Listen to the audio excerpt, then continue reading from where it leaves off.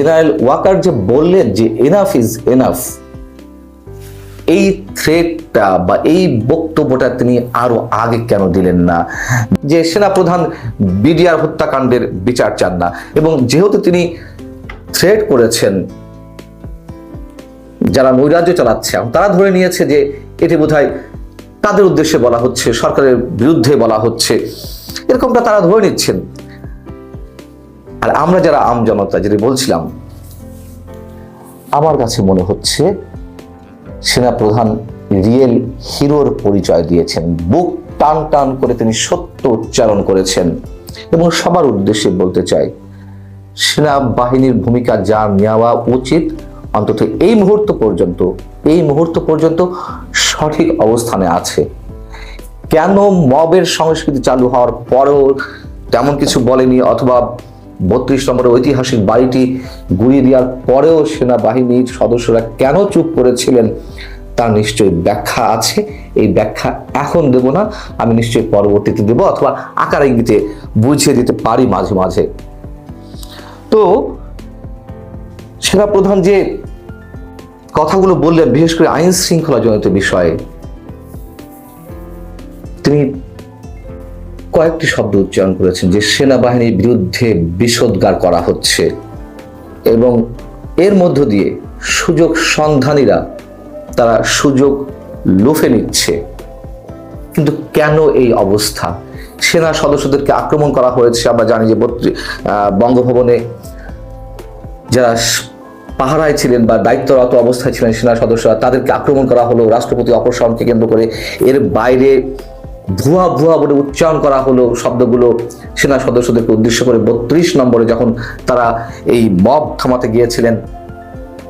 এগুলো তো সেনাবাহিনীর ভালোভাবে নেওয়ার কথা নয়। সেই জায়গা থেকে তিনি বলছেন, যেভাবে বিভিন্ন বাহিনীকে সাধারণ মানুষের মুখোমুখি দাঁড় করানো হয়েছে, র্যাব, ডিজিএফআই, এনএসআই, এইসব বাহিনীর সদস্যদেরকে প্যানিক করা হয়েছে, তাদেরকে প্যানিকের মধ্যে রাখা হয়েছে। কি কারণে, কি উদ্দেশ্যে? তিনি সতর্ক করে দিয়েছেন যে এগুলো করেন না। আমি মনে করি খুবই সময় উপযোগী কথাবার্তা বলেছেন। তিনি বলেছেন অবশ্যই গুম খুন হয়েছে, কিন্তু কিছু ব্যক্তির কারণে পুরো বাহিনীগুলোকে মানুষের মুখোমুখি দাঁড় করানো ঠিক নয়। এবং যে কথাগুলো তিনি বলেননি, আমি এই মুহূর্তে পর্যন্ত যে কথাগুলো বললাম সরাসরি তার কথা নয়, ব্যাখ্যা করলে যেগুলো দাঁড়ায়। এবং আয়নাঘর কেন্দ্রিক যা কিছু প্রচার করা হয়েছে, মনে হচ্ছে যে পুরো সেনাবাহিনীর সদস্যরা এই কাজগুলোর সঙ্গে জড়িত। তিনি ইনডিরেক্টলি বলেছেন যারা গুম খুন করেছেন অবশ্যই তাদের বিচার হতে হবে, কিন্তু যা করা হচ্ছে তা কোনোভাবেই গ্রহণযোগ্য নয়। এবং নির্বাচন নিয়ে তিনি অনেক কথা বলেছেন, যে বিষয়ে আমি এর আগের কন্টেন্টে আমি ব্যাখ্যা দিয়েছিলাম। তিনি বলছেন যে ডিসেম্বরের মধ্যে নির্বাচন হতে হবে, অর্থাৎ তিনি তার আগের অবস্থানে আছেন। রয়টার্সের সঙ্গে সাক্ষাৎকারে বলেছিলেন যে ডিসেম্বরের মধ্যে নির্বাচনটি দেওয়া যুক্তিযুক্ত, দেশটি গণতান্ত্রিক প্রক্রিয়া যত দ্রুত নেওয়া যায়, এবং 18 মাস সময় দিয়েছিলেন। সেই কথাগুলো ঠিক এখনো বলেছেন, অর্থাৎ সেনা প্রধান কিন্তু তার আগের অবস্থানে আছেন। এবং বিশেষ করে আরেকটি বিষয় তিনি মন্তব্য করেছেন খুব সাহসের সঙ্গে, কে কিভাবে নিল সেটা তিনি অবশ্যই বুঝতে পেরেই কথাগুলো বলেছেন যে কে কিভাবে নেবে কথাগুলো। তারপর তিনি বলেছেন যে বিডিআর সেটা নিয়ে যেভাবে সবার সামনে অবশ্যই বুঝতে যা কিছু করা হচ্ছে, এরই কথাগুলো বলেছেন, স্পষ্টভাবে বলেছেন যে চৌকস সেনা অফিসাররা প্রাণ হারিয়েছেন, তারা তদানীন্তন বা সেই সময়কার বিডিআর সদস্যদের কারণেই প্রাণ হারিয়েছেন। এর মধ্যে কোনো ইফ বাট কিছু নেই। তিনি ফুল স্টপ টেনে দিয়েছেন যে এটাই সত্য। তিনি বলেছেন যে যারা বিচারিক প্রক্রিয়ার মাধ্যমে দোষী সাব্যস্ত হয়েছেন তারা শাস্তি পাওয়ার যোগ্য, তবে এর মধ্য দিয়ে অবশ্যই কেউ না কেউ বা কিছু সংখ্যক মানুষ হয়তো ন্যায় বিচার পাননি। তার জন্য তিনি একটি কমিশন করে দিয়েছেন, এবং সেই কমিশন থেকে যা তার কাছে সুপারিশ করা হয়েছে তার চেয়ে তিনি বেশি বলেছেন বা বেশি করেছেন। তিনি কিন্তু কিছুই অ্যাভয়েড করেননি। এমনকি তিনি বলেছেন যে বিডিআর হত্যাকাণ্ডের সঙ্গে যদি কোনো রাজনীতি জড়িত থাকে, অথবা আমরা যদি সন্দেহ করি, তিনি নাম উচ্চারণ না করে বলেছেন প্রতিবেশী যে রাষ্ট্র ভারতের ইন্ধন থাকতে পারে, ভারতের এর মধ্যে ইনভলভমেন্ট থাকতে পারে।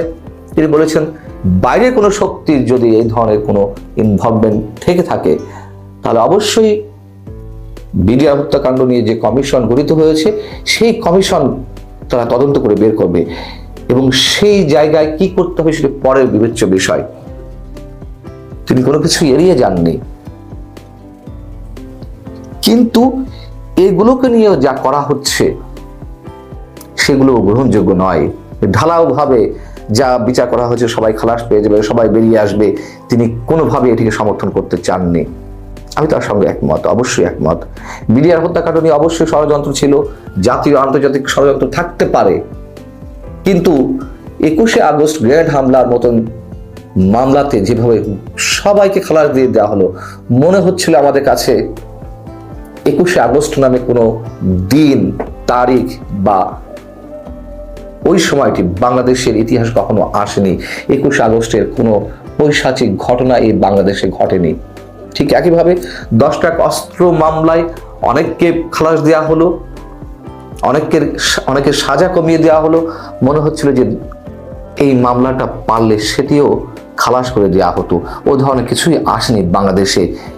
এত বিপুল পরিমাণ অস্ত্র যে এসেছিল, এগুলো মনে হচ্ছিল যে আমরা স্বপ্নে দেখেছি। ঠিক বিডিআর হত্যাকাণ্ড নিয়ে ষড়যন্ত্র থাকতে পারে, আমি আবারও বলছি, সেনা প্রধানের বক্তব্যের সুরেই আমি বলছি, কিন্তু যেভাবে উপস্থাপন করা হচ্ছে মনে হচ্ছে যা কিছু হয়েছে এরা কিছু করেনি, সব অন্য কোনো গ্রুপ করেছে। আর যারা এই যে কয়েক হাজার মানুষকে যে দণ্ড দেওয়া হয়েছিল তা একেবারেই ভুল। আচ্ছা, আমার কাছে মনে হয় সেনা প্রধান সময় নিয়েই তার বক্তব্যগুলো দিয়েছেন এবং সময় উপযোগী বক্তব্য দিয়েছেন। যা বলছেন যে এতদিনে কেন তিনি বলেননি,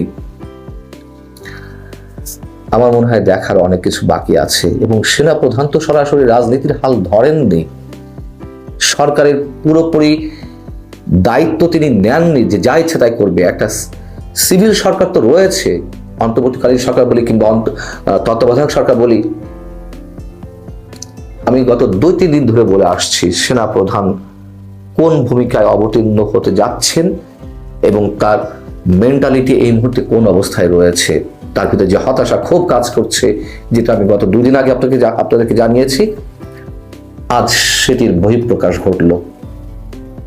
অন্তত সেনা প্রধান তার দেশপ্রেমের জায়গা থেকে তিনি এই কথাগুলো উচ্চারণ করেছেন যে আমার কথাগুলো শুনুন, আমার আহ্বানগুলো রাখুন, তাতে আপনারা উপকৃত হবেন। এর বাইরে গেলে যদি ভিন্ন কিছু হয়ে যায়, তিনি সতর্ক করে দিয়েছেন স্বাধীনতার সার্বভৌমত্ব বিপন্ন হতে পারে, কিন্তু বিপন্ন নিশ্চয়ই সেনাবাহিনী হতে দেবে না। সেনাবাহিনী নিয়ে নানান এখন লোকজন বলছে যে না, আমরা সামরিক শাসন হলেই কেবলমাত্র এই দেশে শান্তি আসতে পারে। যদি এইরকম কোনো ঘটনা ঘটে, আওয়ামী লীগ অঙ্গনে খুশির বন্যা বয়ে যাবে। আমি আওয়ামী লীগের রাজনীতি পুনঃপ্রতিষ্ঠিত হোক, আওয়ামী লীগ নির্বাচনে আসুক, এটা চাই। আমরা এখনো শেখ হাসিনার যে গুরুত্ব, সেই গুরুত্ব অস্বীকার করতে পারছি না। আসসালামু আলাইকুম রহমতুল্লাহি ওয়া বারাকাতুহু। সম্মানিত দর্শক, সেনাবাহিনীর প্রধান জেনারেল ওয়াকারুজ্জামান অতি সম্প্রতি একটি বক্তব্য দিয়েছেন এবং তার সেই বক্তব্যটি রীতিমতো ভাইরাল। গণমাধ্যম এবং সামাজিক মাধ্যমে বহু মানুষ দেখছেন এবং যে যার মতো করে বর্ণনা করছেন। এবং তার সেই বক্তব্যের সময় তার বডি ল্যাঙ্গুয়েজ, তারপর তার মুখভঙ্গি এবং তার শব্দচয়ন, এবং একই সঙ্গে সেই বক্তব্যের মাধ্যমে তিনি যে বিষয়গুলো তুলে আনার চেষ্টা করেছেন, আমি আমার ক্ষুদ্র বুদ্ধি মতো সেই বিষয়গুলো খুব সংক্ষেপে আপনাদের সামনে তুলে ধরার চেষ্টা করব। আমি যতটুকু বুঝেছি তাতে মনে হয়েছে যে সেনাবাহিনীর প্রধান জেনারেল ওয়াকারুজ্জামান বর্তমানের যে সার্বিক পরিস্থিতি, এই পরিস্থিতির বেহাল দশা রাজনীতিতে, বেহাল দশা অর্থনীতিতে, বেহাল দশা সমাজের শৃঙ্খলায় এবং বিশৃঙ্খলায় সবকিছু নিয়ে তিনি ত্যক্ত এবং বিরক্ত। 2 নম্বর হলো যে তিনি বারবার একটি কথা বলার চেষ্টা করছেন যে তার অন্য কোনো লোভ লালসা নেই, আকাঙ্ক্ষা নেই। এই কথার দ্বারা তিনি বোঝাতে চেষ্টা করেছেন যে অনেকেই আমরা এই সামাজিক মাধ্যমে বিভিন্ন সময় বলে আসছি যে সেনাবাহিনী ক্ষমতা নিয়ে নেবে, সেনাবাহিনী ক্ষমতায় আসবে, দেশের যে অবস্থা সেই অবস্থায় সেনাবাহিনীর ক্ষমতা গ্রহণ ছাড়া কোনো অবস্থাতেই এই পরিস্থিতির উন্নয়ন ঘটানো সম্ভব না। সম্ভবত এই সকল প্রচার প্রোপাগান্ডার বিপরীতে তিনি বলার চেষ্টা করেছেন যে তিনি ক্ষমতালোভী নন, তার কোনো আকাঙ্ক্ষা নেই, আগ্রহ নেই এবং এই ধরনের কোনো প্ল্যান নেই। এবং আমরা এই কথাটা বিশ্বাস করতে চাই, কারণ হলো তার যদি সেই ধরনের কোনো আগ্রহ থাকতো তাহলে ডক্টর মোহাম্মদ ইউনূসের পরিবর্তে তিনি সেই প্রধান সামরিক আইন প্রশাসক হিসেবে তিনি সেই সেনা শাসন দিতে পারতেন এবং ওই সময়টিতে সেনা শাসন যদি তিনি দিতেন সকল পক্ষকে তো মেনে নিত, এমনকি আওয়ামী লীগের যারা লোকজন তারাও খুশি হতেন। এমনকি সেনা শাসনের অধীন শেখ হাসিনা জেলে যেতেও স্বাচ্ছন্দ্য অনুভব করতেন। বিএনপিও এখন যে একটা অস্থিরতার মধ্যে পড়েছে, অস্বস্তির মধ্যে পড়েছে, তো তখন বিএনপি অনায়াসে 2 বছর 3 বছর সেনা শাসনের অধীনে তারা থাকতে তাদের আপত্তি জানাতেন না। আর জামাত তো সবার আগে সেই তাদের যে স্বাগতম আহলান ওয়া সাহলান এই ফুলের মাল্য নিয়ে সেনাপ্রধানের সেই অফিসে চলে যেত। তো যাই হোক, ডক্টর ইউনূসও খুশি হতেন। তিনি তো শুধুমাত্র মামলা থেকে মুক্তি পেতে চেয়েছিলেন, ছাত্ররাও খুশি হতো, এর কারণ হলো তারা চাকরি চেয়েছিল। তো দেশের সেনাবাহিনীর শাসন থাকলে একটা নিরপেক্ষ পরীক্ষা ব্যবস্থা, কোটাবিহীন পরীক্ষা ব্যবস্থা যদি চালু হতো, ছাত্ররা বিসিএস কর্মকর্তা হতেন। সারা দেশে মিলিটারি যাকে বলা হয় মার্শাল কোর্ট, ল কোর্ট হতো এবং সেখানে খুব দ্রুত বিচার করে ছাত্রলীগ, যুবলীগ, আওয়ামী লীগ এদের সবার বিচার করা যেত এবং এতদিন অনেক কিছু কুল্লো খালাস হয়ে যেত। কিন্তু সেই কাজটি তিনি করেননি। সেই কাজটি তিনি না করে একটি বেসামরিক প্রশাসনের হাতে বা সরকারের হাতে ক্ষমতা দিয়েছেন। পেছন দিক থেকে তিনি লজিস্টিক সাপোর্ট দিয়েছেন এবং এখন পর্যন্ত দিয়ে যাচ্ছেন। কিন্তু এতে করে পরিস্থিতির অবনতি হয়েছে, ভীষণ রকম অবনতি হয়েছে এবং এই অবনতির কারণে তিনি বিরক্তি প্রকাশ করে বলেছেন এনাফ ইজ এনাফ। কিন্তু এই কথা বললে তিনি নিজের যে দায়, এই দায় থেকে তিনি মুক্তি পাবেন না। প্রথম কারণ হলো জনগণ কিন্তু শেখ হাসিনার পালিয়ে যাওয়ার পর সেনাপ্রধানের কথার উপর বিশ্বাস করেছে যে আমার উপর আস্থা রাখেন, আমি সবকিছু দেখছি। তারা কিন্তু ডক্টর মোহাম্মদ ইউনূসকে সেনাপ্রধানের মনোনীত ব্যক্তি হিসেবে মনে করে না। সেনাপ্রধানকে ডক্টর মোহাম্মদ ইউনূসের অধীনস্থ মানে ব্যক্তি বা কর্মকর্তা, যেটা শেখ হাসিনার জামানাতে তিনি ছিলেন, ওটা মনে করে না কেউ।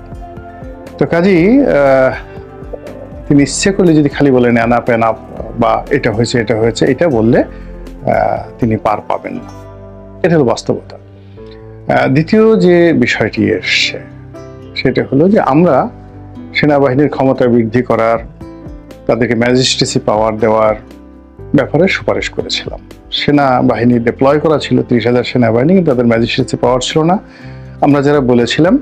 তারপরে সরকার তাদেরকে ম্যাজিস্ট্রেসি পাওয়ার দিয়েছে এবং এখন পর্যন্ত ম্যাজিস্ট্রেসি পাওয়ার নিয়ে সেনাবাহিনী উল্লেখযোগ্য এরকম কোনো কাজ করেছেন বা করার ফলে দেশের শান্তি শৃঙ্খলায় আসছে, এরকম পরিস্থিতি আমরা এখনো লক্ষ্য করিনি। ফলে তিনি যতই এনাফ এনাফ বলেন না কেন, আলটিমেটলি সরকারের কর্তা ব্যক্তি হিসেবে সমস্ত কিছুর জন্য তাকেও একটা সময় জবাবদিহি করতে হবে। এটা হলো বাস্তবতা। আর প্রকৃতির একটা লীলা খেলা আছে, ভীষণ রকম লীলা খেলা আছে, যেটা জেনারেল ওয়াকারুজ্জামানের জন্য এই মুহূর্তে রেড সিগন্যাল হতে পারে। সেটা হলো যে মানুষ যা চায় না, সে মানুষের পেছনে সেই জিনিসটি ঘুরতে থাকে, আর যারা যে জিনিসটি ব্যাপারে লালায়িত তারা কখনো সেই জিনিসগুলো পায় না।